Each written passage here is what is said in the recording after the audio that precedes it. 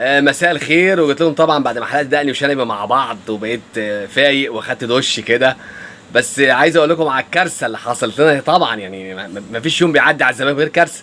الاول اشترك في القناه وفعل الجرس وتعالى تابع الكارثه. انت قاعد ليه؟ تعالى، في كوارث يا نجم. امبارح احنا مقفلين الجيم ومقفلين اللعبه على ان في مشكله وخناقه ما بيننا وما بين امبي. احنا بنقول لامبي احمد عيد اللعيب بتاعنا، وامبي بيقول لنا معلش يا زمالك احمد عيد اللعيب بتاعنا. فاحنا نقول لهم معلش يا امبي اللعيب بتاعنا، وهم يقولوا لنا معلش اللعيب بتاعنا.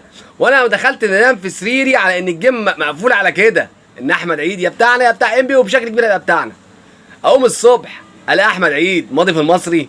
يا جدعان هي وكاله من غير بواب بصوت توفيق عكاشه؟ يا جدعان هو الزمالك ده بقى ايه بقى؟ مرتقع كده، اي حد عايز يعمل اي حاجه يعملها.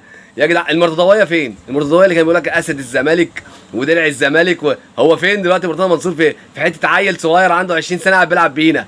يا جدعان حرام. انا خلاص، انا طاقتي نفذت. انا فرهطت مش عارف اقول ايه ولا ايه ولا ايه. اشتركوا في القناه بقى وتابعوني عشان اللي جاي مرار طافح، وانا مش قادر يعني. يا جدعان خلاص بقيت متوتر.